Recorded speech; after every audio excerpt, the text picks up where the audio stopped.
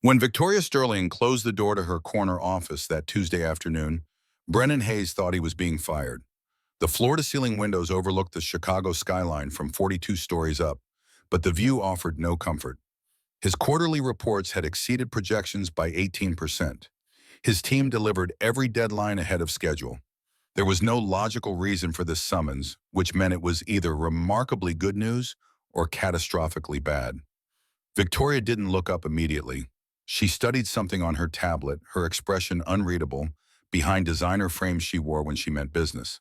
At 39, she commanded apex dynamics with the kind of quiet authority that made men twice her age defer without question. Brennan had worked under her for 4 years, learning to read her moods by the set of her shoulders, the angle of her chin. Today, those shoulders carried tension he'd never witnessed before. The words came out measured, deliberate. "Close the door, Brennan." His hand found the handle, automatically pulling it shut with a soft click that seemed too loud in the suddenly airless room. Through the glass walls, the rest of the executive floor continued its usual rhythm. Assistants moved between cubicles. Senior managers hunched over laptops. The familiar choreography of corporate efficiency. None of them could hear what happened in this soundproofed space Victoria had installed 3 years ago. She removed her glasses, setting them carefully on the mahogany desk between them. Her hands folded, then unfolded. She picked up a pen, put it down. Brennan had watched her negotiate multi-million-dollar deals without a single wasted gesture. This hesitation was more alarming than any anger would have been. The first sentence emerged quiet, almost fragile. "I'm going to tell you something, and I need you to let me finish before you respond." Brennan's mind went immediately to logistics, restructuring, budget cuts, how this would affect his team. It was reflex, the way his brain always jumped to problem-solving mode when presented with new information. Then Victoria spoke again, and every logical thought evaporated. "I'm pregnant. The baby's yours." For a heartbeat, just one, Brennan thought he'd misheard. But Victoria's eyes held his, steady and unflinching, and he knew she'd said exactly what he thought she'd said. 3 months ago, the industry conference in Denver, the hotel bar after the final panel when they'd both been exhausted and honest, in a way they never were in the office. The conversation that had stretched past midnight, fueled by whiskey and the strange intimacy of being away from the roles they wore like armor. Denver had been January snow and black ice on the streets. The Ritz-Carlton bar mostly empty at 11 p.m., low lighting and jazz playing, too soft to really hear. Brennan sitting alone because sleep wouldn't come, thoughts circling the anniversary of Caroline's death that was 2 days away. Victoria appearing in the chair across from him because apparently CEOs couldn't sleep either. They talked about loss, about building things instead of lives. Victoria admitted she'd spent 20 years creating Apex and woke up at 39 wondering if she'd constructed the wrong monument. Brennan confessed he'd spent 6.5 years being both parents to Maddie and forgot how to be just himself. The kiss in the elevator had surprised them both. The walk to her room felt inevitable and terrifying and completely unlike anything Brennan had done since Caroline died. They'd agreed the next morning over awkward coffee that it had been a mistake. Not because it wasn't good, it had been startlingly, dangerously good, but because they worked together, because the power dynamic was impossible, because they were both too old and too scarred to pretend casual meant anything other than complicated. They'd flown home on separate flights, returned to the office, and never spoke of it again. Brennan had convinced himself it was a closed chapter, a moment of weakness that could be filed away and forgotten. Apparently, biology had other plans. Brennan's voice came out too calm, like he was asking about a project deadline. "How far along?" Victoria's hands were clasped so tightly on the desk that her knuckles had gone white. 11 weeks. I found out 6 days ago. I've been to 2 doctors. Both confirmed it. I wanted to be absolutely certain before I said anything. 11 weeks. That meant she was almost through the first trimester, past the highest risk period for miscarriage, though Brennan hated himself for thinking in those terms. This wasn't a liability to be managed. This was a child. His child. Victoria continued, her voice carefully controlled. "I need you to understand something. I'm not asking you for anything. Not money, not involvement, not even acknowledgement. I'm telling you because you deserve to know, but I don't expect anything to change. I'm fully prepared to handle this alone." The words sparked something hot in Brennan's chest. You think I'd walk away? Something shifted in Victoria's expression, a crack in the CEO facade. I think you're a single father with a 7-year-old daughter and a career you've built through incredible discipline. I think this is probably the last thing you need in your life right now, and I wouldn't blame you for wanting to pretend this conversation never happened. Brennan stood abruptly, walking to the windows because he needed to move, needed to do something with the energy suddenly coursing through him. Below, the city stretched out in geometric precision, streets and buildings and lives intersecting in patterns that made sense from up here. Down there, in the actual mess of human existence, nothing was ever this clear. His voice came out flat when he spoke, the way facts always did when he needed to control emotion. I lost my wife when Maddie was 6 months old. Breast cancer. She was diagnosed when Maddie was 3 months, dead before our daughter's first birthday. The timeline never got easier to recite. Brennan turned to face Victoria. Do you know what I remember most from that time? Victoria didn't answer, and Brennan didn't expect her to. The memory was clear, permanent. I remember the look in Caroline's eyes when she knew she was dying. Not fear for herself, fear that Maddie would grow up without a mother. Fear that I'd have to do this alone. Her last coherent words to me were, "Don't let her forget me." He moved back to the chair but didn't sit, hands curling into fists, before he forced them open.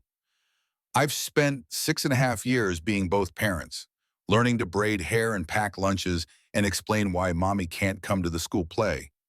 Maddie asked me exactly once why she doesn't have a mother like other kids, and I had to tell my 6-year-old daughter that sometimes people we love get sick and don't get better. The words kept coming, urgent now. So no, Victoria, I'm not walking away. I don't care how complicated this is, or how it looks, or what it means for our careers. There's a child coming who's going to need a father, and I know exactly what happens when a kid grows up with only one parent because the other one isn't there. I won't let that happen. Not again. Not ever. The silence that followed was absolute. Victoria stared at him like he'd spoken a foreign language, like his response had been so far outside her expectations that she needed time to translate it. Her voice emerged soft, uncertain. Brennan, you don't have to. He cut her off, the decisiveness, surprising even himself. Yes, I do. Tell me what you need. Victoria looked away, her composure fracturing at the edges. I don't need anything. Brennan sat down, leaning forward. That's not an answer. You're 11 weeks pregnant. Have you told anyone else? A shake of her head. No, I wanted to tell you first. I thought I don't know what I thought. That you'd need time to process it. That maybe you'd want to discuss options. The word landed heavy between them. Options? You mean termination? Victoria's voice was steady, but Brennan could hear the strain underneath. I mean that this is early enough that all possibilities are still on the table, and I wanted you to know that whatever decision gets made, it's not your burden to carry. I'm financially secure. I have excellent health insurance. I can provide for this child without disrupting your life. Brennan felt something crack in his chest, a question that had to be asked. Do you want this baby? Victoria's composure finally shattered. Her eyes went bright with tears she didn't let fall. I'm 39 years old. I've spent 20 years building a company. I've never wanted children, never saw them fitting into my life. I've been on birth control since I was 16. Never missed a pill, never had to scare. Her laugh held no humor. Apparently antibiotics can interfere with hormonal contraceptives. I had a sinus infection in Denver, took a Z-Pack. Didn't think anything of it because, why would I? The words trailed off before she found them again. And now I can't stop thinking about it. About this little cluster of cells that's going to become a person. A person who will have your eyes, maybe, or my stubbornness. A person who didn't ask to exist, but exists anyway because two adults made a decision one night without considering all the variables. She looked up at Brennan, and the fear in her expression was raw, unguarded. I don't know if I want this baby. I know I should. I know the right answer is supposed to be clear, but I'm terrified and confused and completely out of my depth, and I hate feeling this way. Brennan understood that feeling. He'd lived it when Caroline got diagnosed, when the doctors had laid out treatment options that all sounded like different flavors of hopeless, when he'd had to make decisions about his wife's body, her suffering, her final months, knowing that every choice might be the wrong one. His response came measured, careful. You don't have to decide everything today, but I need you to hear me. Whatever you choose, you are not doing it alone. If you decide to continue this pregnancy, I'm in fully, completely, not as an obligation or a burden, but as a father who wants to be there. He paused, making sure she was listening. And if you decide you can't do this, I'll support that too. But I need to be part of the conversation. This isn't just happening to you. Victoria's laugh was shaky, broken. You're taking this remarkably well. Brennan ran a hand through his hair. I'm not. I'm absolutely losing my mind. I just happen to be very good at compartmentalizing. Give me about 3 hours and I'll probably have a complete breakdown in my car. That earned a tentative smile, the first real one since this conversation started. That's fair. The tension eased fractionally as Victoria continued. I'm scheduling my first real appointment for next week. Ultrasound full workup. Do you want to be there? The answer came without hesitation. Yes, text me the details. I'll clear my schedule.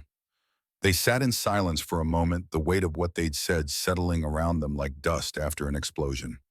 Through the glass walls, Brennan could see Garrett Thompson walking past with a stack of files, oblivious to the fact that his boss's entire world had just realigned. Victoria's voice was quieter when she spoke again. We should talk about work, eventually, about how this affects our positions here. Brennan stood, moving toward the door. Later, right now you need to process this, and I need to figure out how to tell my 7-year-old that she's going to be a big sister. Victoria's eyes widened. You're going to tell Maddie? His hand found the doorknob. She's my daughter. I don't keep things from her, not the important stuff. I learned with Caroline that kids can handle a lot more truth than we think. It's the lies and the secrets that damage them. Victoria's question came quiet, vulnerable. What if she hates me? What if she resents the baby? Brennan looked back and his voice carried absolute certainty. Maddie's the most empathetic person I know. She cried for a week when her goldfish died. Give her some credit and give yourself some too. You're stronger than you think. Something flickered across Victoria's face. I run a Fortune 500 company. Brennan, I know I'm strong. He opened the door. That's not the kind of strength I'm talking about. The playground at Lakewood Elementary was mostly empty when Brennan arrived for pickup. He was early, deliberately, so needing time to compose himself to figure out what he was going to say. Through the chain-link fence, he could see second graders streaming out of the building, a chaotic river of backpacks and shouting. Maddie spotted him immediately. She always did. His daughter had an uncanny ability to find him in any crowd, some combination of hyper-awareness and love that never failed to make his chest ache. She waved, her blonde ponytail bouncing as she ran toward the gate. The words tumbled out before she even reached him. Dad, guess what happened in math today? Brennan caught her as she barreled into his legs, lifting her into a hug that she was probably getting too old for but hadn't outgrown yet. She smelled like pencil shavings and the strawberry shampoo she'd insisted on buying last week. His voice was warm, genuine. What happened in math, sweetheart? Maddie's face was bright with pride. Mrs. Peterson let me explain fractions to the whole class because I got all the problems, right? And she said I was a natural teacher. Can you be a teacher when you're also a scientist? Because I still want to study space, but maybe I could teach other people about space too. Brennan set her down, taking her hand as they walked to the car. You can be anything you want as long as you work hard and stay curious.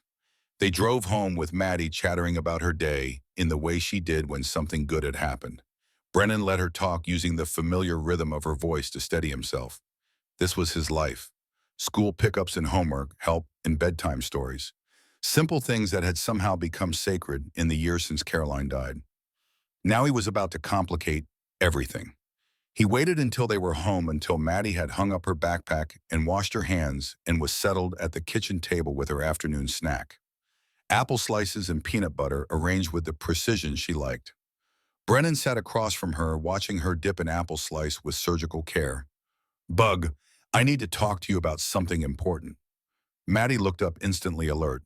At 7, she already had Caroline's intuition, that ability to read the emotional temperature of a room and respond accordingly. Her eyes searched his face, and the first question came sharp, immediate. Are you sick? The fear behind those words gutted him.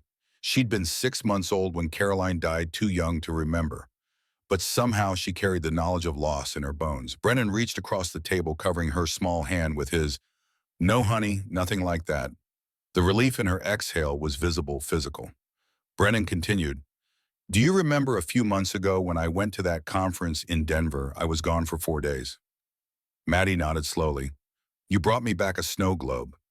The detail surprised him. She'd been so young, he half expected her to have forgotten.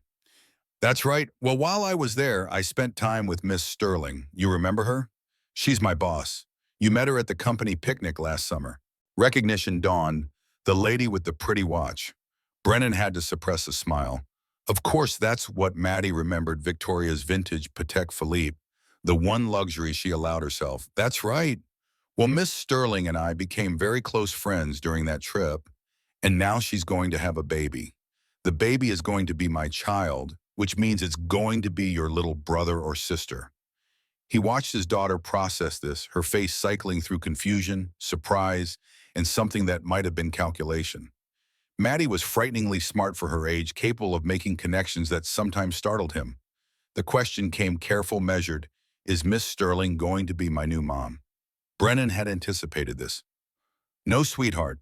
Miss Sterling and I aren't married. We're not even dating. But we're going to work together to take care of this baby the same way I take care of you." Maddie set down her apple slice, and her next words drove straight through his heart. "Are you going to love the baby more than me?"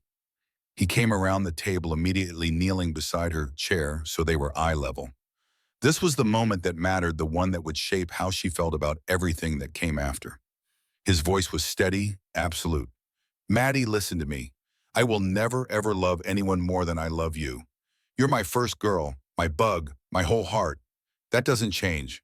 Love doesn't work like a pie where you only have so many slices to give out. It grows.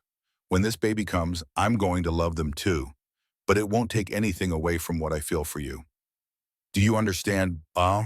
Maddie's eyes were suspiciously bright. "Promise?" Brennan pulled her into his arms, feeling her small frame against his chest. "I promise you're always going to be my number one." They stayed like that for a long moment. When Maddie pulled back, she was calmer, though her forehead was still creased with thought. The next question came quiet, surprising in its insight. "Is Miss Sterling scared?" Brennan blinked. "Why would you think that?" Maddie's voice carried the wisdom of someone who'd learned about loss too early. "Because when Amanda's mom had a baby last year, Amanda said her mom cried a lot before it came. She said having babies is scary even when you want them." "Does Miss Sterling want the baby?" Out of everything they'd discussed, Maddie had zeroed in on the one question that mattered most. Brennan sat back on his heels, struck by his daughter's perceptiveness. His answer came honest, careful. "I think she's figuring that out, sweetheart. Having a baby is a big change. And sometimes big changes are scary even for grown-ups." Maddie's response came with the absolute certainty of someone who'd never doubted her father's ability to fix things. "You should tell her it's going to be okay. You're really good at being a dad. You can help her learn." Something in Brennan's throat went tight. He pulled Maddie close again, breathing in the strawberry scent of her hair. "You're pretty amazing, you know that?" Her voice was muffled against his shoulder. "I know. Can I have more apple slices?" The shift back to normalcy was so abrupt it made him laugh. "Yes, you can." His phone buzzed in his pocket. A text from Victoria, brief and to the point. "Appointment scheduled for next Wednesday, 2 p.m. Morrison Women's Health Center on Michigan Avenue. I'll send you the address." Brennan typed back, "I'll be there." Another buzz. "Thank you for everything you said today. I didn't expect it." The sentence didn't finish. Brennan understood. There were things too complicated to put into words, feelings too new to articulate. They'd figure it out. They had to. Morrison Women's Health Center occupied the third floor of a medical building on Michigan Avenue, all glass and steel, catching the early afternoon sun. Brennan met Victoria in the lobby, both of them awkward in a way they never were at the office. She'd come straight from a morning meeting, still in her power suit, hair pulled back in a way that said she meant business. Brennan wore slacks and a button-down, having told his new supervisor he had a personal appointment that couldn't be rescheduled.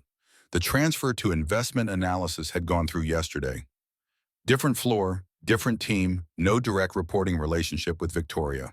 The lateral move had killed his promotion track, but it eliminated any appearance of impropriety. The board had insisted. Victoria's voice was quiet. You came. The surprise in her tone bothered him more than it should have. I said I would. They rode the elevator to the third floor in silence. The waiting room was painted in soft blues and greens, clearly designed to be calming. Other women sat in various stages of pregnancy, some alone, some with partners, one with what looked like her entire extended family. Brennan and Victoria checked in at the desk, then found seats in the corner. Victoria admitted, voice low, I've never been this nervous before a meeting. Brennan reached over and took her hand, surprising them both. The gesture felt natural despite the newness of it. It's going to be fine. Her eyes searched his. You don't know that. His thumb brushed across her knuckles. No, but I believe it anyway. When the nurse called Victoria's name, she stood, then looked at Brennan questioningly. He stood too, and together they followed the nurse down a hallway lined with educational posters about fetal development and breastfeeding. The exam room was small but efficient. The nurse took Victoria's vitals, asked a series of questions about her medical history, then smiled at them both. Dr. Morrison will be right in. Congratulations, by the way. After she left, Victoria changed into a hospital gown, while Brennan studied the fetal development chart on the wall with intense focus. At 11 weeks, the baby was about the size of a fig, had fingers and toes, could swallow and yawn. Victoria's voice came from behind the curtain. You can turn around. She was sitting on the exam table, the gown making her look smaller, somehow more vulnerable than he'd ever seen her. Brennan had watched her command boardrooms, negotiate million-dollar contracts, fire executives without flinching. This uncertainty was new. Dr. Rebecca Morrison knocked before entering, a woman in her early 50s with kind eyes and an efficient manner. She shook both their hands, then pulled up a rolling stool. Her voice was warm, professional. So, first pregnancy at 39. You're in good health, no major medical concerns. Your initial blood work looks excellent. How are you feeling? Victoria's answer came honest, nauseous, exhausted, emotional. Dr. Morrison smiled. All completely normal. The first trimester is usually the hardest in terms of symptoms. She glanced at Brennan. And you're the father. The words still felt strange, surreal, yes. Dr. Morrison's approval was genuine. Good. Partner support makes a tremendous difference. She turned back to Victoria. Let's take a look at this baby, shall we? The ultrasound machine looked like something from a science fiction movie. Dr. Morrison squeezed gel onto Victoria's abdomen, then pressed the wand against her skin. The screen flickered to life, showing shapes and shadows that Brennan couldn't immediately interpret. Then Dr. Morrison adjusted something, and there it was. A tiny figure curled in on itself. A flickering spot the doctor identified as the heartbeat. Arms and legs beginning to take shape. A head that looked disproportionately large. Dr. Morrison's voice held warmth. There is your baby, measuring right on track for 11 weeks. She pressed a button, and suddenly the room filled with sound. A rapid whooshing like horses galloping fast and strong and insistent. Proof of life. Brennan couldn't breathe. He'd seen ultrasounds before, dozens of them during Caroline's pregnancy with Maddie, but this was different. This was his child, this impossible microscopic person who'd been created by accident and was now undeniably real. Victoria's hand found his and squeezed hard. The baby on the screen seemed to shift, that tiny heart pulsing steady and determined. Dr. Morrison continued her measurements, explaining what they were seeing. Heartbeat is strong at 162 beats per minute. Everything looks exactly as it should. She printed several images, handing them to Victoria with a smile. I'm moving your due date slightly based on the measurements. July 23rd. But babies come when they want to come, so anywhere from mid-July to early August it is normal. Victoria clutched the images like they were sacred texts, staring at the grainy outlines with an expression Brennan had never seen on her face before. Dr. Morrison made notes on her tablet. I want to see you back in 4 weeks for your next checkup. In the meantime, keep taking your prenatal vitamins, rest when you can, and call if you experience any bleeding, severe cramping, or persistent vomiting. The appointment ended with instructions and pamphlets and a follow-up scheduled. Brennan and Victoria walked to the parking garage in a daze, neither quite ready to leave. Victoria's voice was barely above a whisper. I wasn't sure until just now if I wanted this, if I could do this. She looked down at the ultrasound images. But I heard the heartbeat and everything else just stopped mattering. All the logistics and the fear and the questions, none of it was as important as that sound. Brennan understood exactly what she meant. You're going to be a mother. Victoria looked up at him. We're going to be parents, both of us. I need to stop thinking of this as my problem and start thinking of it as our situation. Like you said, something shifted between them in that moment, a recognition of partnership that went beyond obligation or responsibility. They were in this together, for better or worse. The weeks that followed established a new rhythm. Friday dinners at Victoria's penthouse became routine. Brennan would pick up Maddie from school and they'd drive to Millennium Park Tower, taking the elevator to the 42nd floor where Victoria lived. The first time Maddie saw the penthouse, her eyes had gone wide. Everything was white or glass or both minimalist and pristine with no evidence that an actual human lived there. The floor-to-ceiling windows offered views of Navy Pier and Lake Michigan stretching to the horizon. Maddie's voice held wonder. Whoa, you can see the whole city. Victoria had been tense, uncertain how to interact with a 7-year-old. That's right, that's Navy Pier. In the summer, there are fireworks every Saturday night. Maddie's excitement was immediate. When the baby comes, can we watch the fireworks? Victoria had paused clearly, not having thought that far ahead. Yes, we can do that. They ordered pizza that first night, Victoria admitting she didn't really cook, usually ate out or ordered in. Maddie had accepted this with equanimity, more interested in exploring the penthouse than judging its owner's domestic skills. Over subsequent weeks, the space began to change. Maddie's drawings appeared on Victoria's refrigerator, colorful depictions of the solar system and stick figure families. A small telescope took up residence by the windows, Maddie teaching Victoria about constellations visible over the city lights. Brennan watched Victoria soften around his daughter, watched Maddie's natural empathy work its magic. One Friday, Maddie had asked Victoria about favorite planets, and Victoria had admitted she'd never really thought about it. Maddie's response came certain thoughtful, I think you'd like Saturn. It has rings and it looks very organized. Victoria had smiled, really smiled. I think you might be right. The routine was comfortable, easy in ways that surprised Brennan. He'd bring ingredients and cook in Victoria's pristine kitchen while Maddie did homework at the dining table, and Victoria worked on her laptop, keeping hours reasonable per doctor's orders. They ate together, talked about mundane things, school projects and quarterly reports, and whether Chicago would ever have a mild winter. They didn't discuss the elephant in the room, the growing complication between them that had nothing to do with the pregnancy and everything to do with the way Victoria's hand would brush his when they both reached for plates, the way her eyes lingered when she thought he wasn't looking. Week 17 hit like a freight train. Victoria had been in a high-stakes board meeting presenting Q2 forecasts to investors. Richard Thornton, the board member, who'd been circling her position for years, watched everything with the intensity of a predator, waiting for weakness. Mid-presentation, Victoria faltered.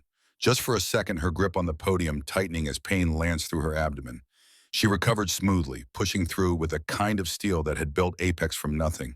The moment the board filed out, Victoria rushed to the bathroom and discovered blood.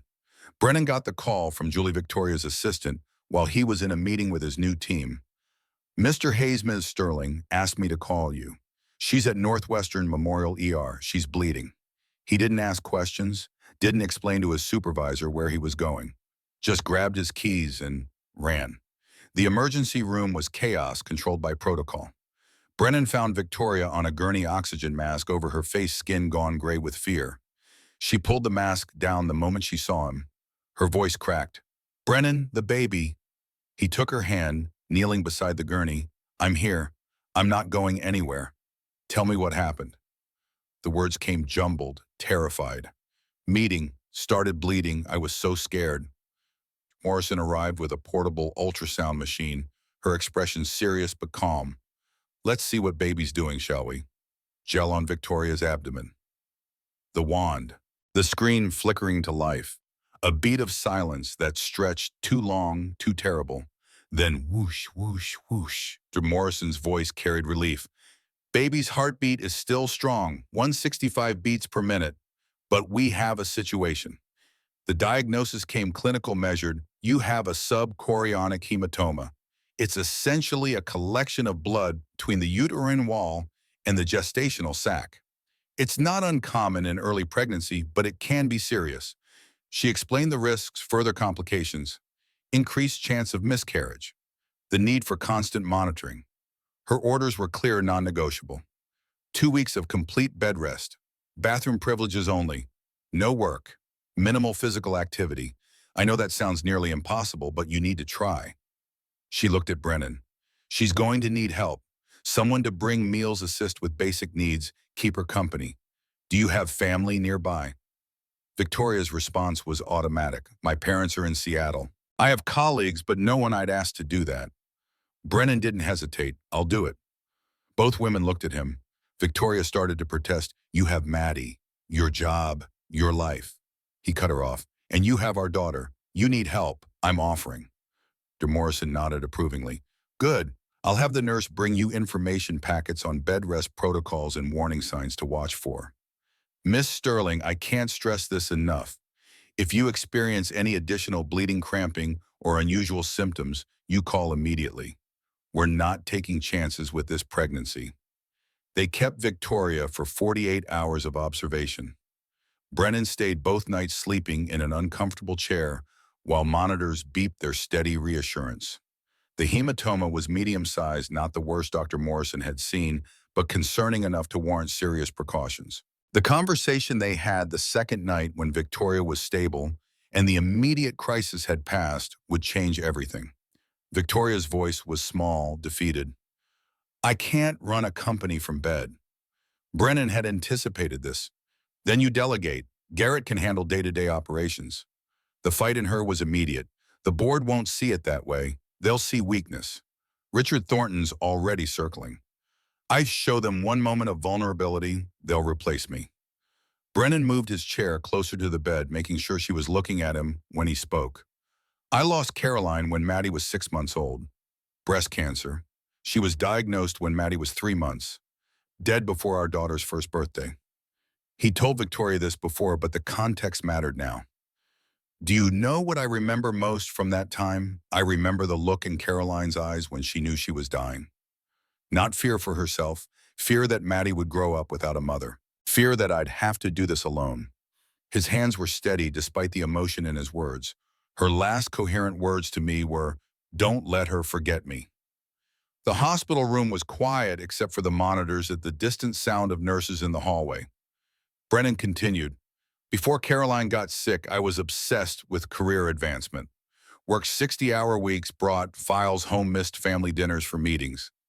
Then she was diagnosed, and suddenly none of that mattered. All those hours I'd spent chasing promotions instead of being present, I'd have given anything to get them back. He met Victoria's eyes. Your company will still be there in 3 months, but if something happens to you or our daughter because you push too hard, that's not fixable, I know. I've lived it. Victoria's composure finally cracked. Tears spilled over, tracking down her cheeks. 20 years, everything I've sacrificed, every all-nighter, every deal I fought for. Her hand went to her abdomen where their daughter was growing. But you're right, I can rebuild a company. I can't rebuild a family. The decision when it came was definitive. I choose the baby. Practical arrangements fell into place over the next few days. Garrett Thompson, Victoria's COO, who'd been loyal for 12 years, would take over day-to-day operations. Victoria would work remotely limited hours, maintaining the strategic oversight only. The board would be notified. Brennan's offer stood, I'll work from your apartment. You need someone there. Victoria's pride surfaced briefly. I don't need, He stopped her with a look. I know you don't, but I'm offering anyway. She was too exhausted to argue. Okay, thank you. Week 20 arrived with an emergency board meeting that would test everything. Richard Thornton led the charge, his voice carrying false concern. Victoria's absence raises questions about leadership capability. 4 weeks of bed rest. No clear end date. The company needs stable leadership. I propose a temporary replacement CEO. Board members shifted uncomfortably. Some nodded, others looked uncertain. Garrett defended Victoria remotely, his voice coming through the conference room to speakers. She's on medical leave, legally protected under FMLA. Company performance hasn't dropped. Thornton interrupted. She hasn't officially taken FMLA. She's been working remotely. which she's barely capable of doing in her condition. Victoria joined the video call from her bed, defying Dr. Morrison's orders to minimize stress. The camera showed her propped up on pillows, laptop balanced, but her posture was perfect. Makeup flawless, voice strong. She presented a detailed delegation plan, Garrett handling operations, the CFO managing financial decisions, Victoria maintaining strategic oversight through brief weekly check-ins. She cited metrics. Q1 had exceeded projections by 18%. 3 major contracts signed during her absence. Employee satisfaction up 12%. 0 client complaints. Her statement was measured powerful. I'm on bed rest, not in a coma. I can still think, strategize, lead. What I can't do is compromise my health or my pregnancy to satisfy your concerns about optics. Thornton's response dripped with condescension. With all due respect, Victoria, this situation raises questions about your judgment. Getting pregnant at this stage in your career by a subordinate nonetheless suggests a lack of professionalism that concerns me. The silence that followed was shocked, appalled. Even board members sympathetic to Thornton looked uncomfortable. Brennan was on the call as an analyst, presenting financial data. He'd been quiet until that moment, professional and appropriate. But Thornton's words crossed a line that couldn't be ignored. Brennan leaned into the camera, his voice controlled, but carrying an edge that made people pay attention. This is Brennan Hayes. I'd like to address that comment. Victoria's eyes went wide on the screen. Brennan continued. What happened between Ms. Sterling and me is personal and none of this board's business. But since you've made it relevant to this discussion, let me be clear. We are 2 adults who made a choice. Ms. Sterling's pregnancy doesn't diminish her capability any more than being a father diminishes mine. If this board is going to judge her fitness to lead based on her personal life rather than her 20-year track record of success, then the problem isn't her judgment, it's yours. The silence was absolute. No one moved. No one spoke. Margaret Walsh, a board member who'd always supported Victoria, broke the deadlock. Mr. Hayes makes a valid point. Victoria's track record speaks for itself. I move that we accept her delegation plan and table this discussion until there's actual evidence of operational problems. The vote was close, 7-4 in Victoria's favor, but Thornton's warning lingered. We'll revisit this if operations suffer. After the call ended, Victoria sat in stunned silence, laptop still balanced on her knees. Brennan's phone rang immediately at her number. Her voice was shaking. You just told off my board of directors. Brennan's response was simple. They deserved it. Victoria's laugh was watery. You could lose your job for that. Thornton has enough influence to make your life very difficult. The truth came easy. Let him try. I'm tired of watching people treat you like you're less capable because you're pregnant. You're still the smartest person in every room. Bed rest doesn't change that. When Brennan arrived at the penthouse an hour later with groceries and dinner fixings, Victoria was crying. Not from weakness, but from something she'd never had before, someone willing to fight for her. Her voice was quiet when she spoke. No one's ever defended me like that. I've always had to fight my own battles. Brennan set down the bags, moving to sit beside her on the couch. You're not alone anymore. Get used to it. Late that evening, with Maddie asleep in the guest room and Victoria settled on the couch with pillows arranged for optimal comfort, Brennan worked on his laptop at the dining table. The penthouse was quiet except for the distant hum of the city below. Victoria's voice broke the silence. Brennan, come here. Quick. He dropped the laptop, crossing to her in 3 strides. What, are you in pain? She grabbed his hand, placing it on her abdomen. No, she's moving, really moving, not just flutters like before. I can feel her right here. He held still, barely breathing. Then he felt a distinct push against his palm. Then another, stronger. Victoria was laughing through tears. There, did you feel that? Brennan's voice came rough with emotion. I felt it. With Caroline, he'd missed this moment. She'd been alone when she first felt Maddie move, and by the time she'd called him home from work, the movement had stopped. He'd experienced it later, of course, but never this first awareness, this initial proof of life asserting itself. The baby moved again, and Victoria's joy was incandescent. She's really in there. All this time I knew it intellectually, saw the ultrasounds, heard the heartbeat. But this is different. This is her saying hello. Brennan kept his hand where it was. Hello, baby girl. We've been waiting to hear from you. Another push, as if in response.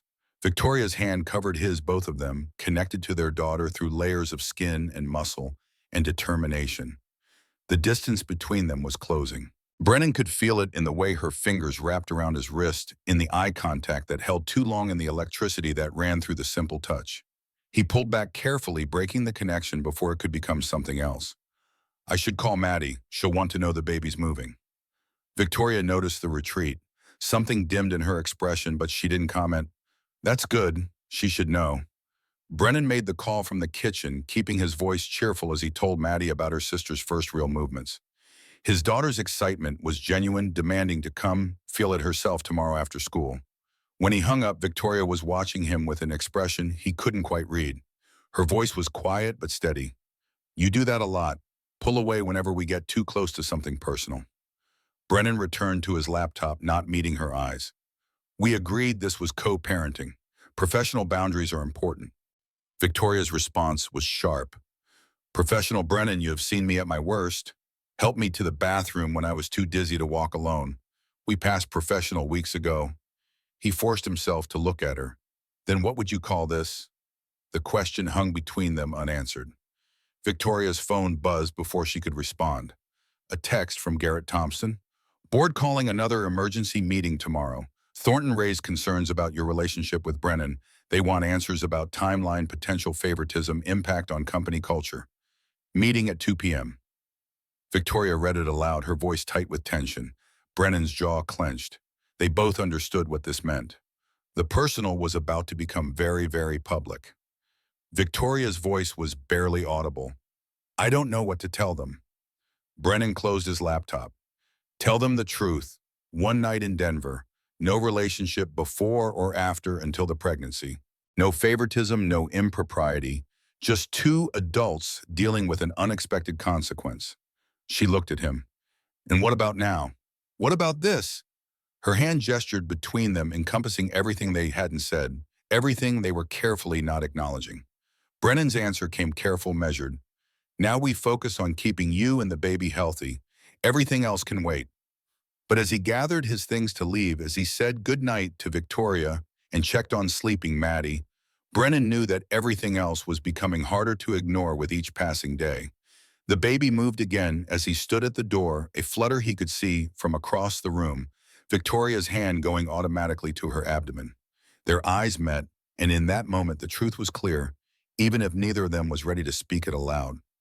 This had stopped being just about the baby weeks ago. They were building something neither of them had planned for, something that terrified them both.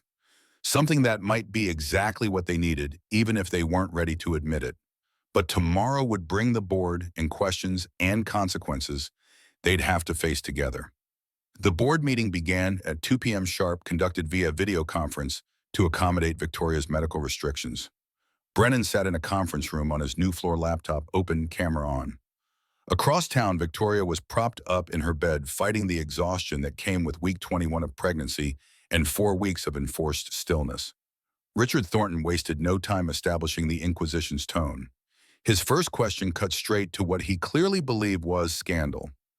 "Mr. Hayes, for the record, when exactly did your relationship with Miss Sterling begin?" Brennan kept his expression neutral, his voice factual. "We met professionally 4 years ago when I joined Apex. Our personal interaction was limited to one night in Denver this past January. There was no relationship before or after that date until the pregnancy was confirmed in March." Thornton's skepticism was palpable even through the screen. "You expect us to believe that a CEO and a subordinate had a single encounter that resulted in pregnancy and there were no other instances of impropriety?" The implication stung, but Brennan had prepared for this.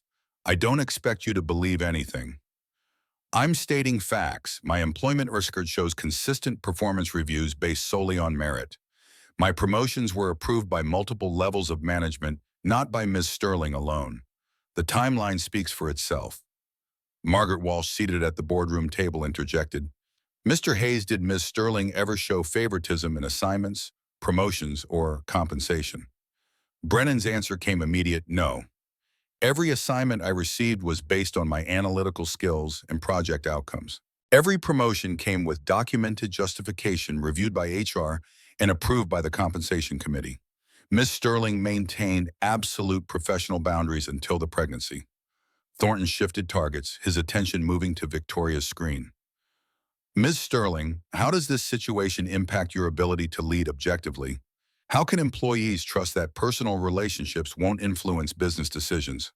Victoria's response was measured clinical, the same way they trust any executive who has personal relationships outside work. I've implemented clear protocols. Mr. Hayes transferred to investment analysis under a different reporting structure. Our professional interaction is now limited to what's appropriate for an employee at his level. My decisions regarding company operations remain data-driven and subject to board oversight as always. The questioning continued for 90 minutes. Timeline details. Company policy regarding workplace relationships. Whether they disclosed the situation to HR, whether other employees knew. The board dissected their lives with surgical precision, looking for ethical violations, policy breaches, anything to justify intervention. When it finally ended, the board's decision came wrapped in corporate euphemism to eliminate any appearance of impropriety and ensure continued confidence in leadership. Brennan's transfer to investment analysis would be permanent. No lateral moves back to Victoria's division. No participation in projects she directly oversaw. The separation would be maintained indefinitely. Brennan accepted without protest. Victoria's silence was harder to read, her face carefully blank on the video feed. After the meeting, Brennan drove to the penthouse. He found Victoria still in bed, laptop closed, staring out at the lake. Her voice was hollow. "You lost your career trajectory because of me." Brennan sat in the chair he had claimed as his over the past weeks. "I made a choice. Choices have consequences. I'm fine with the ones that matter." Victoria turned to look at Ian. "You were on track for Director of Financial Analysis. That's gone now." Thornton made sure of it. The truth sat heavy between them. "Some things are worth more than titles." She studied his face for a long moment before speaking again. "I don't know how to let people help me. I've spent 20 years proving I don't need anyone. Now I'm lying here completely dependent, and it's killing me." Brennan leaned forward. "Needing help doesn't make you weak. It makes you human. And for what it's worth, you're handling this better than you think." The weeks that followed established a rhythm that felt increasingly like family and less like obligation. Brennan worked from Victoria's dining table each morning, video conferences and financial models spread across the polished wood. Victoria stayed on the couch, reclining at the angle Dr. Morrison had specified laptop balance for the 3 hours daily she was permitted to work. Maddie arrived every afternoon bringing homework and chatter and an energy that transformed the sterile penthouse into something warmer. She'd claimed the guest room as her own, decorating it with glow-in-the-dark stars and posters of the International Space Station. One evening in week 24, Maddie sat cross-legged on the floor beside Victoria's couch, reading aloud from her astronomy textbook. The material was well beyond second-grade level, but Maddie had convinced her teacher to let her study ahead. Her voice was serious, pedagogical. "So, the sun is actually a medium-sized star. There are way bigger ones like Betelgeuse. It's so big that if you put it where our sun is, it would go past Mars." Victoria listened with genuine interest. "That's remarkable. How did you get interested in space?" Maddie's answer came without hesitation. "My mom. Dad says she used to take me outside at night and show me stars. I don't remember, but I feel like I do. Like the stars remember even if I can't." The comment landed with unexpected weight. Victoria's hand went to her abdomen where Hannah was moving more frequently now. "I think that's beautiful, Maddie, that you carry your mother with you that way." Maddie looked up. "Do you think the baby will remember things from before she's born? Like your voice?" Victoria had to think about that. "I don't know, but I'd like to think she knows we're here waiting for her." Maddie reached out tentatively, and Victoria nodded permission. The girl's small hand pressed against Victoria's belly, face lighting up when Hannah kicked in a response. "She's strong." Victoria's throat tightened, just like her big sister. The domestic moments accumulated, building something none of them had quite named. Brennan cooking dinner while Maddie set the table, and Victoria worked on her laptop. Movie nights where Maddie fell asleep between them on the couch, her head on Victoria's lap, feet in Brennan's. Homework help that somehow involved all three of them puzzling over word problems together. Victoria began to understand what she'd been missing. Not the big milestones, those were obvious, documented in parenting books and social media posts.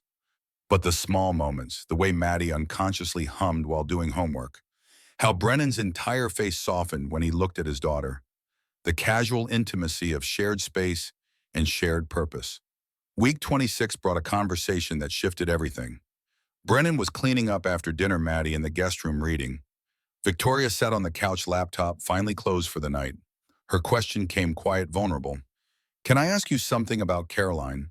Brennan paused mid-rinse, then set down the dish, always. He came to sit across from her, giving the question the weight it deserved. Victoria continued, You've told me what happened, how she died, but you've never really talked about who she was, what she was like. Brennan was silent for a moment, organizing memories into words. Caroline was sunlight. She made friends everywhere, grocery stores, coffee shops, random people on the street. She had this gift for making everyone feel like they mattered. His voice carried warmth despite the sadness underneath. She was also stubborn as hell. When she decided she wanted something, she was relentless. That's how we ended up together. I tried to avoid dating her because we worked at the same company, and she just wore me down with persistence and charm. Victoria smiled. She sounds amazing. Brennan's honesty was careful, deliberate. She was, but she wasn't perfect. She could be impulsive, made decisions based on emotion rather than logic. Drove me crazy sometimes with her inability to plan ahead. We balanced each other out. I was too serious, too focused on the future. She lived in the moment. Together we worked. The question Victoria had been avoiding finally emerged. Do you still miss her? Brennan met her eyes every day, but differently now than right after she died. Back then it was this raw, consuming grief that made it hard to breathe. Now it's more like an absence I've learned to live with. You adjust, but you never stop noticing what's gone. Victoria's voice was small. I'm sorry, that must have been incredibly hard. What Brennan said next would become one of those moments they'd both remember. It was, but it also taught me what matters. Before Caroline got sick, I was obsessed with career advancement. 60-hour weeks brought files home, missed family dinners for meetings. Then she was diagnosed and suddenly none of that mattered. All those hours I'd spent chasing promotions, instead of being present, I'd have given anything to get them back. He leaned forward. That's why I'm so insistent about you resting. Not because I think you're incapable, but because I've learned that some battles aren't worth fighting if they cost you what really matters. The board, Thornton, the company, those are temporary. Hannah is forever. Your health is forever. Victoria's composure cracked. I've spent my entire adult life building Apex. It's been my identity, my purpose. The idea of losing it feels like losing myself. Brennan's response was gentle but firm. You're not losing yourself. You're expanding who you are. Adding mother to CEO, not replacing one with the other. The fear in Victoria's voice was palpable. What if I can't do both? What if trying to be a mother makes me a worse CEO, or being a CEO makes me a terrible mother? Brennan thought about all the nights he'd stayed up late after Maddie went to bed finishing work he'd left undone to attend her school play or soccer practice. The constant juggling, the guilt from never feeling adequate in either role. His answer came honest. You probably can't do both perfectly. I haven't. There are days I'm a mediocre analyst because I was up all night with a sick kid. Days I'm a distracted father because I'm worried about a work deadline. But Maddie's happy and healthy and I haven't been fired yet. Apparently mediocre is good enough. Victoria actually laughed. You're not mediocre at anything. Brennan's smile was wry. Thank you. But my point is that you don't have to be perfect at everything. You just have to show up and try. They fell into comfortable silence, the kind that had become familiar over weeks of forced proximity. Victoria found herself thinking about how Brennan had described Caroline, the way he'd honored her memory while still being present in his current life. It took strength to love after loss, courage to risk that kind of pain again. Late-night text conversations became routine. Victoria couldn't sleep, her mind too active and Hannah too restless. Brennan stayed up because old habits from new parent exhaustion died hard. One exchange at midnight, week 28, you awake. Brennan's response came immediate, always, can't sleep.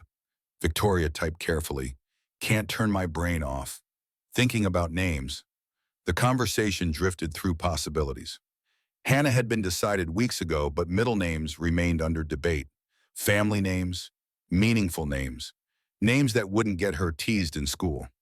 Then Victoria's next text went deeper. Brennan, how did you keep going? After Caroline died, how did you not just stop? His response took longer this time. I didn't keep going. Not at first. The first 3 months were a blur. I woke up, took care of Maddie, went to sleep, repeated. That was it. Victoria waited, knowing there was more. The next text arrived after 2 minutes. Then Maddie smiled at me for the first time. She was 3 months old, and I realized Caroline was gone, but she'd left me this gift. And I had to be worthy of it, for both of them. Victoria's eyes blurred. You're one of the strongest people I know. Brennan's response was characteristically modest. I just did what had to be done, same as you're doing now. But Victoria knew it was more than that. Strength wasn't just surviving loss. It was choosing to live fully afterward, choosing to risk loving again, despite knowing how much it could hurt. Week 30 arrived with spring finally asserting itself over Chicago's brutal winter. Victoria had been on modified bed rest for 13 weeks, watching the city change from her 42nd floor vantage point without being able to touch it. Brennan had moved a change of clothes into the guest room weeks ago, staying most nights because Victoria's blood pressure required monitoring, and someone needed to be there if complications arose. Maddie treated it as a sleepover, delighted to have both adults under one roof. The evening started normally enough. Maddie went to bed early, worn out from a field trip to the planetarium. Brennan and Victoria sat in the living room reviewing baby name lists they'd compiled over weeks of discussion. Victoria's voice held warmth. I keep coming back to Hannah Rose. Rose was my grandmother's name. She raised me after my parents divorced.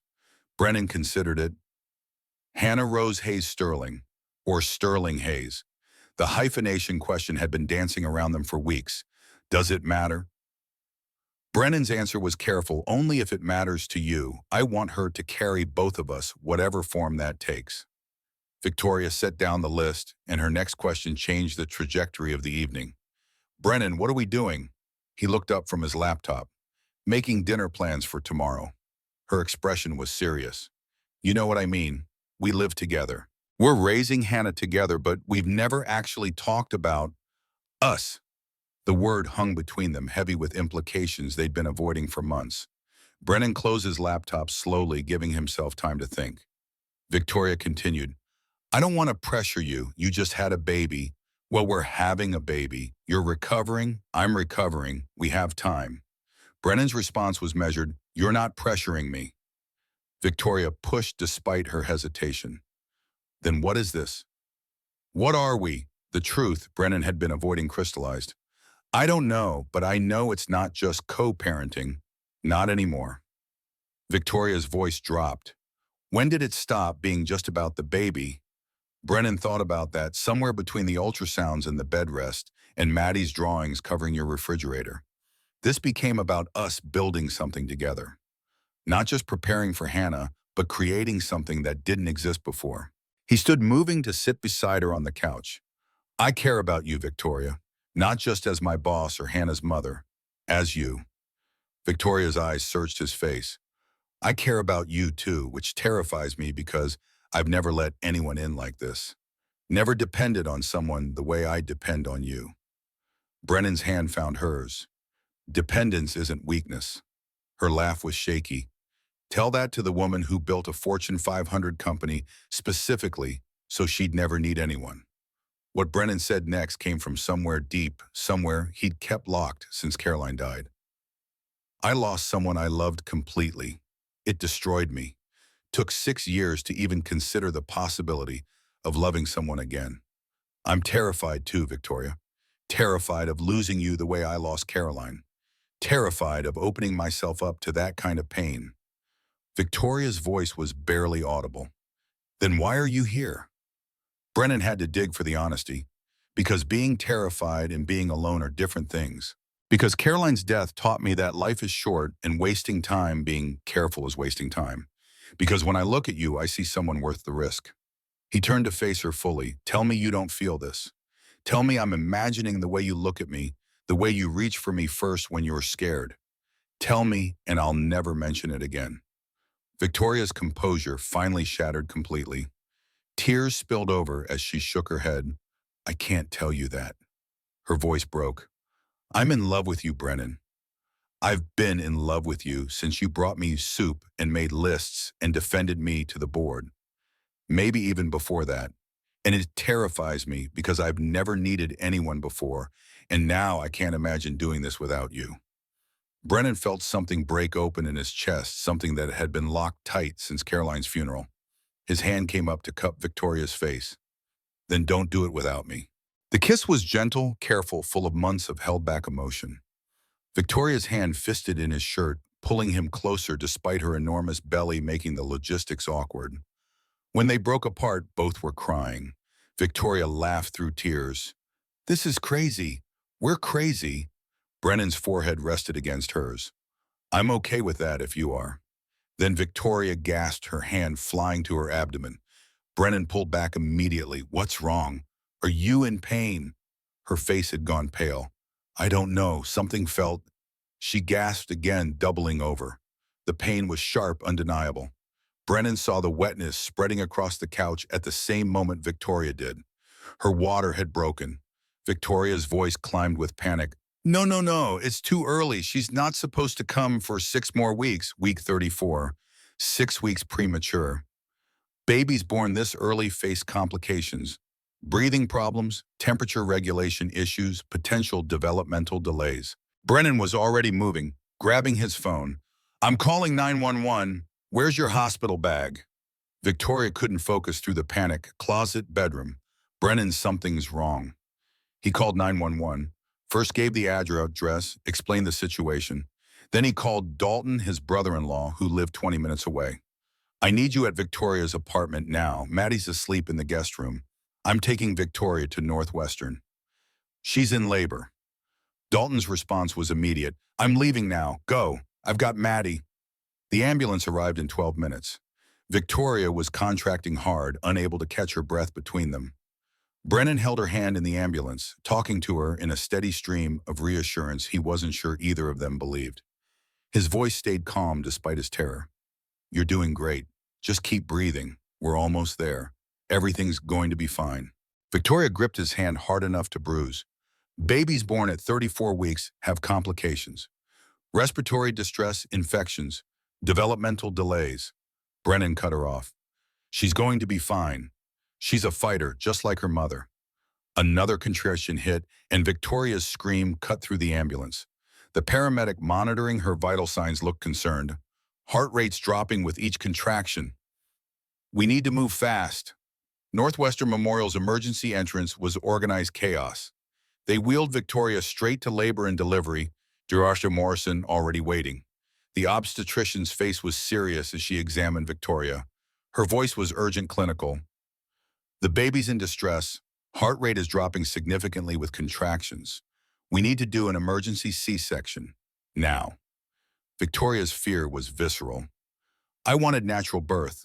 We discussed this, Dr. Chihuahua. Morrison's response was gentle but firm.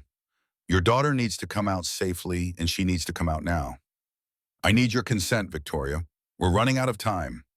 Victoria looked at Brennan, terror naked in her expression. Promise me if something goes wrong. Brennan's voice was steady. Nothing's going wrong.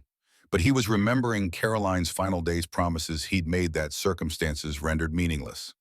The fear of losing someone he loved was crushing. Victoria gripped his hand. Promise me. If you have to choose, you save Hannah. You hear me? You save her. Brennan's throat closed. I won't have to choose. You're both going to be fine. The operating room was all bright lights and urgent efficiency. Brennan and Scrubs at Victoria's head, blue curtain blocking their view of the surgery. Victoria shaking despite warm blankets piled on her. Brennan talked steadily, reminding her of Maddie's excitement about being a big sister of the nursery they'd set up, of the space mobile. Maddie had hung with such care of all the dreams they'd built around this baby who was about to arrive. 7 minutes into surgery, a thin cry cut through the room. Dr. Morrison's voice carried relief. It's a girl, small but fierce. The nurse brought Hannah over for 30 seconds, wrapped in blankets and wearing a tiny hat. She was impossibly small. her face scrunched in protest, fists waving. Victoria's tears came immediate. "Hi, baby. Hi, Hannah. We've been waiting for you." Brennan couldn't speak, couldn't do anything but stare at this tiny person, his daughter real and alive and here. Then the nurse took Hannah away to the NICU, and Victoria was wheeled to recovery while they finished closing the incision. Brennan followed Hannah, his heart torn between the two people he loved most. The NICU was a forest of isolates and monitors and medical equipment. Dr. Martinez, the neonatologist, explained Hannah's condition in terms Brennan struggled to process through his fear. Respiratory distress syndrome. Her lungs weren't mature enough to function fully on their own. She needed oxygen support, warming lights for temperature regulation, IV, nutrition because she couldn't feed yet. The doctor's prognosis was cautious. Born at 34 weeks, she needs to reach at least 36 weeks of development. That's minimum 2 weeks in NICU, possibly 4 to 6, depending on how she progresses. Brennan stood at Hannah's isolette, reaching through the ports to touch her impossibly small hand. Her fingers curled around his, and the surge of protective love was overwhelming.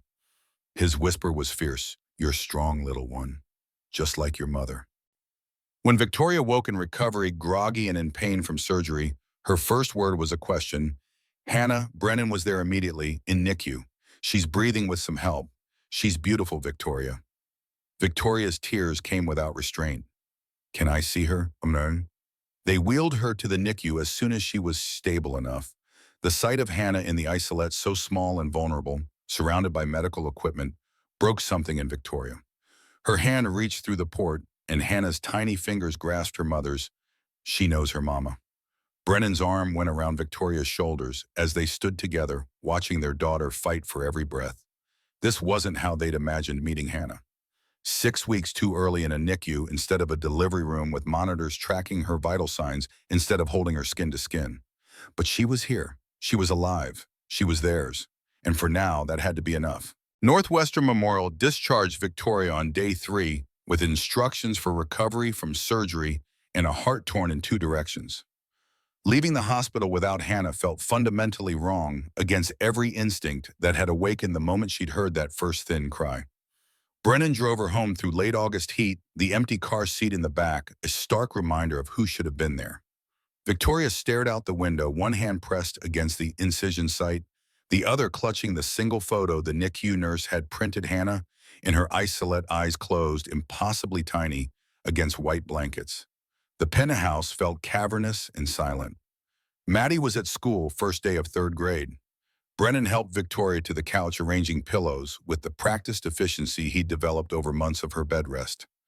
Victoria's voice was hollow. "How do I just leave her there?" Brennan sat beside her, close but not touching. "We don't. We go back in 2 hours. We stay all day, every day, until she comes home." The routine they established was brutal in its repetition. Mornings, Brennan took Maddie to school. By 8 a.m., he and Victoria were at Northwestern, scrubbing in at the NICU entrance, donning the required gowns. They spent 12 hours watching Hannah through the isolette, reaching through ports to touch her, talking to her, willing her to grow stronger. Dr. Martinez, as outlined the milestones Hannah needed to reach: breathing independently, maintaining body temperature without the warmer, taking bottles without a feeding tube, gaining weight consistently. Each achievement was monumental, each setback devastating. Week 35, day 2, brought the kind of terror that lived in parents' nightmares. Brennan and Victoria were in the NICU waiting room, grabbing coffee in a moment of rest when the alarm sounded.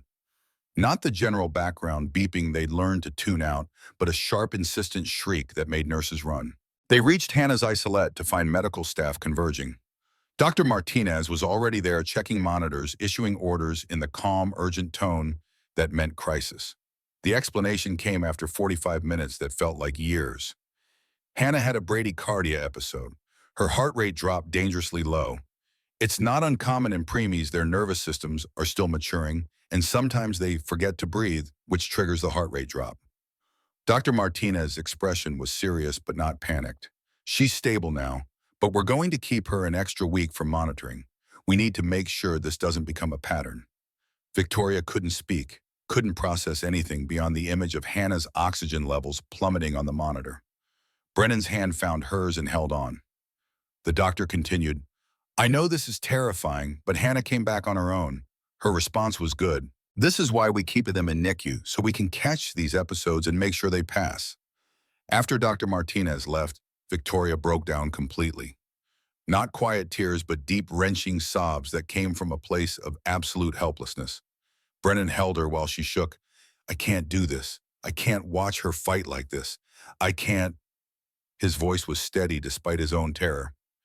Yes, you can, because she needs you to be strong. Victoria pulled back, her face blotchy and raw. What if I'm not strong enough? What Brennan said next would stay with her. You're the strongest person I know. You built a company from nothing. You survived months of bed rest. You can do this. We can do this. But the fear had crystallized into something else, a clarity Victoria hadn't possessed before. She looked at Brennan and really looked at him. I almost lost her. I almost lost our daughter. She took a shaky breath, and all I could think was, I don't care about Apex. I don't care about my career. I just want her healthy and home. The realization settled over her like a weight lifting rather than descending. Victoria had spent 20 years defining herself by professional achievement, measuring worth in revenue and market share, and board approval. In 45 minutes of monitors screaming, all of that had become irrelevant. Week 36 arrived with an emergency board meeting Victoria had been dreading, but knew was inevitable. Richard Thornton had been remarkably quiet during her hospitalization, but corporate nature abhors a leadership vacuum. The video call connected from the NICU family room, Victoria on camera with Hannah's isolette visible in the background through the glass partition. She'd planned it deliberately, let them see where her priorities lay. Thornton opened with false concern. Victoria, we're glad to see you recovering. However, we need to discuss the company's leadership structure. You've been effectively absent for 5 months. We need permanent stability. Garrett Thompson attempted defense. Company performance has remained strong. Q3 projections are up. Thornton cut him off. That's not the point. Victoria hasn't been leading. She's been managing from crisis to crisis. The company deserves better. Other board members shifted uncomfortably. Margaret Walsh looked ready to object, but Victoria raised her hand. Her voice was calm, certain Richard's right. The room went silent. Thornton's expression flickered with surprise. This wasn't the fight he'd expected. Victoria continued, for 20 years, Apex has been my life. I built this company from a garage startup. I'm proud of that. But right now, my daughter is fighting for her life in NICU. She gestured to the isolette behind her. I realized something these past weeks. I can rebuild a company. I cannot rebuild a family. The words landed heavy. Victoria pressed on. I'm formally stepping down as CEO effective immediately. I'll retain my board seat and my shares, but day-to-day operations, Garrett, they're yours if you want them. Garrett's shock was visible even through the screen. Victoria, you don't have to. Her smile was genuine. I'm not being pushed out. I'm choosing. You've earned this position. The company's in good hands. Even Thornton seemed stunned into silence. Margaret Walsh spoke first. Victoria, are you certain about this? Victoria looked back at the isolette at Hannah sleeping under warming lights. I've never been more certain of anything. The board approved the transition unanimously. After the call ended, Victoria sat in the family room, phone in her lap, feeling lighter than she had in months. Brennan found her there 10 minutes later. You okay? Victoria looked up at him. I just gave up everything I worked for. Brennan sat beside her. No, you chose what actually matters. Her laugh was watery but real. Same thing you told me in the hospital. Took me a while to understand it. Brennan's arm went around her shoulders. Better late than never. Week 38 brought the news they'd been praying for. Dr. Martinez reviewed Hannah's chart with the expression doctors wear when they're about to deliver good news. She's ready to go home. The requirements had been met, breathing independently for 72 hours, maintaining temperature in an open crib, taking full bottles of weight steady at 5 pounds 2 ounces. The monitors would come home with them, standard for preemies, but Hannah was cleared for discharge. Victoria cried. Brennan couldn't speak. Maddie, visiting after school, jumped up and down, shrieking, until a nurse reminded her this was a hospital. The car seat test took 90 minutes. Hannah strapped in while they monitored her oxygen levels to ensure she could tolerate the position. She passed.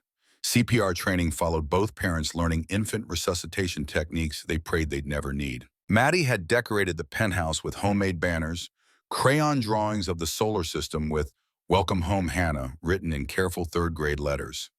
The nursery Brennan had assembled during Victoria's bed rest was ready crib and changing table and rocking chair positioned near the windows with their view of the lake. The drive home was the most terrifying 20 minutes of Brennan's life. Every bump felt catastrophic. Every other car seemed too close. Victoria sat in backhand on Hannah's chest, feeling her breathe. Maddie narrated the entire journey from the front seat. And now we're passing the park where Dad takes me on Saturdays. Hannah, you're going to love the swings. And that's the library. They have a whole section just for babies. Her cheerful monologue kept everyone grounded, kept the fear manageable. The first night home, no one slept. Hannah cried every 2 hours, needing to be fed and changed and comforted. Victoria learned breastfeeding was more difficult than any business negotiation she'd ever conducted. Brennan walked laps around the penthouse at 3 a.m., Hannah against his shoulder humming off-key lullabies. Maddie appeared in the nursery doorway at 4, rubbing her eyes. "Can I help?" Brennan started to send her back to bed, but Victoria stopped him. "Actually, yes. Can you sing? Your dad's terrible at it." Maddie's voice was surprisingly sweet, singing a song about stars that her music teacher had taught her. Hannah's crying tapered to whimpers, then stopped. 3 exhausted adults stared at the baby in wonder. Maddie whispered, "See? She just wanted to hear about space." By week 42 weeks home, they'd found a rhythm. Victoria pumped milk while Brennan handled the 2 a.m. feeding. Maddie helped with diaper changes and bottle preparation, taking her role as big sister with deadly seriousness. One evening, Hannah finally asleep after an hour of fussing, Brennan and Victoria collapsed on the couch together. Maddie was at a friend's house for a sleepover, giving them rare time alone. Victoria's voice was quiet. "What are we doing?" Brennan recognized the question from months ago. Different context, but same uncertainty. Surviving parenthood. She turned to face him. "You know what I mean. We live together. We're raising Hannah together, but we've never actually defined what we are." The confession they'd made before Hannah's birth had been interrupted by emergency. They'd never circled back to finish that conversation. Brennan's answer came careful. "What do you want this to be?" Victoria's honesty was raw. "I want you, not just as Hannah's father or Maddie's friend or the person helping me through this. I want you." She continued before he could respond. "But I'm also terrified. I've never been in love like this, never let anyone in the way I've let you in. What if we try and it doesn't work? What if we ruin what we've built?" Brennan pulled her closer. "What if we try and it does work? What if we build something real and lasting, something both our daughters deserve to see?" His voice dropped. "I lost Caroline. It destroyed me. Took me 6 years to even consider loving someone again. I'm scared too, Victoria. Scared of losing you, scared of not being enough. But I'm more scared of looking back in 10 years and realizing I let you slip away because I was too afraid to take a chance." Victoria's eyes searched his face. "So what do we do?" Brennan's answer was simple. "We trade-eye, we date, we build a relationship properly, even if we're doing it backward." Victoria laughed. "We already live together and have a baby." Brennan smiled. "Then let's do the rest in order. Let me court you properly. Take you to dinner when Dalton can babysit. Bring you flowers. All the traditional stuff." Victoria's kiss was soft, certain. "I'd like that." 1 year after Denver, Brennan made reservations at the hotel where it had all started. The Ritz-Carlton bar's same corner table where they'd first talked beyond the confines of work. Dalton agreed to watch both girls. Maddie was thrilled to have a sleepover with her cousin. Hannah, now 5 months old, adjusted for her early arrival, was sleeping through most nights and charming everyone she met. Victoria wore the dress she'd bought specifically for this evening, navy silk that made her feel confident. Brennan in a suit that reminded her why she'd noticed him in that bar 12 months ago. They ordered whiskey, same as before, talked about how much had changed, how much they'd changed. Brennan's voice held warmth. "1 year ago, we made a choice that changed everything." He pulled out a small box and Victoria's breath caught. His next words were steady, certain. "Victoria Sterling, you're the strongest, most brilliant, most infuriating woman I've ever met. You've taught me what it means to choose love over fear. You've given me Hannah and shown Maddie what it means to be brave." He opened the box, revealing a simple ring, sapphire surrounded by diamonds. "Will you marry me?" Victoria was already crying. "Yes, 1,000 times yes." She took the ring, examining it, sapphire for Hannah, Diamonds for Maddie. Brennan nodded. They're part of this too. Victoria's voice broke. I never thought I'd want this. Marriage, family. But with you, I want everything. The wedding 6 months later was courthouse simple. Victoria's choice, no spectacle, just family. Dalton stood as best man. Maddie was flower girl carrying Hannah down the aisle with such concentration that half the guests cried. Victoria's vows were brief, powerful. Brennan, when you walked into my office and told me you weren't walking away, you gave me something I didn't know I needed: partnership. You taught me that strength isn't doing everything alone. It's knowing when to let someone in. I promise to choose you, choose us, choose this family every single day.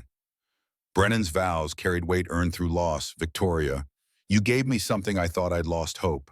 Hope that I could love again, that I could build a new life. You didn't replace Caroline. You gave me room to honor her memory while creating new ones. I promise to show up for you, for Maddie, for Hannah, in sickness and health, in boardrooms and delivery rooms, for all the messy, complicated, beautiful days ahead. The kiss was witnessed by two daughters, two families joining, two people choosing each other, despite every reason to be careful. 2 years after the night in Denver that changed everything, Brennan and Victoria stood in the kitchen of the house they'd bought together, 4 bedrooms, in Evanston backyard for the girls' reasonable commute to Apex, where Victoria now worked 20 hours weekly as strategic advisor. Hannah, 2 years old, adjusted, toddled around, asking endless questions. Maddie, now 9, answered each one with patient detail, teaching her sister about the world. Garrett ran Apex brilliantly, the company thriving under his leadership. Richard Thornton had been forced out after ethics violations unrelated to Victoria came to light. The board had apologized for the harassment. Though Victoria felt no need for vindication, she'd gotten something better. Victoria's interview with Forbes had published last week. The reporter asked if she regretted stepping down as CEO. Her answer was printed in full. Not for a second. I built Apex to create something meaningful. But my family, that's what's truly meaningful. Apex is the legacy I leave in business. Maddie and Hannah are the legacy I leave in the world. Brennan read it over breakfast, smiling. Victoria had found balance. He'd spent years seeking work she loved, time for what mattered, peace with her choices. Maddie's voice carried from the living room. Hannah, that's Orion's belt. See the 3 stars in a row. Hannah's response was garbled toddler speak, but her excitement was clear. Victoria watched them from the doorway, her heart full. Brennan came up behind her, arms around her waist. What are you thinking? Victoria leaned into him. That I almost missed this. I spent 20 years building the wrong thing. Brennan's response was gentle. Not wrong, just incomplete. You needed both the company and the family. You just didn't know it yet. Hannah noticed them and ran over, arms up. Mama, up. Victoria scooped her up, marveling as always at how solid she'd become, how healthy, bearing no signs of her precarious start. Hannah's giggle was infectious as she reached for Brennan, too demanding. Dada. Maddie joined them, and suddenly all 4 were tangled together in the doorway, laughing for no reason except that they could. Later, after the girls were asleep, Maddie in her room decorated with posters of galaxies, Hannah in the nursery with her glow-in-the-dark stars, Brennan and Victoria sat on their back porch watching fireflies dot the summer darkness. Victoria's voice was contemplative. Do you ever think about that night in Denver? How different things would be if we'd made different choices? Brennan considered. Sometimes. But then I look at Hannah, at what we've built, and I can't imagine it any other way. He took her hand. Every choice led here, the mistakes, the fear, the courage to try anyway. All of it brought us to this. Victoria squeezed his fingers. No regrets. Brennan looked at the house behind them, lights still on in Maddie's room, where she was probably reading past bedtime, Hannah's monitor showing peaceful sleep. Not a single one. What Victoria said next became one of those truths they'd return to in harder moments. Family isn't always the people you're born with. Sometimes it's the people you choose. And sometimes, if you're really lucky, it's the people who choose you back. Brennan pulled her close, and they sat in comfortable silence, listening to the night sounds of their neighborhood, to the life they'd built from one unexpected night in a series of brave choices. Inside, Hannah stirred on the monitor, making the small sounds that meant she'd wake soon. Maddie's light finally went out. The house settled into its nighttime rhythm, full of the ordinary magic of family. Brennan and Victoria had found something neither had been looking for: a second chance at love. A blended family that worked despite its unconventional origins, a partnership built on honesty and choosing each other every single day. The path from that Denver hotel bar to this suburban porch had been complicated, terrifying, beautiful. But standing here now with everything they'd fought for, sleeping peacefully inside Brennan, understood what Carolyn had tried to tell him in those final days. Life was short, love was worth the risk, and family, however you built it, was everything. Victoria's phone buzzed with a text from Maddie. Hannah's monitor says she's awake. I can go check on her if you want. Victoria smiled, typing back, "We've got it. Thanks, sweetheart. Go to sleep." She stood pulling Brennan up with her duty calls. They walked inside together toward the sound of their youngest daughter's cries, toward another midnight, feeding toward all the ordinary moments that made up extraordinary lives. And if someone had asked them whether they'd change anything about how they got here, the scandal, the complications, the fear, both would have answered the same, not for anything in the world. Because this, the chaos and the exhaustion and the love that felt too big to contain, this was exactly what they'd needed all along. They just hadn't known to look for it.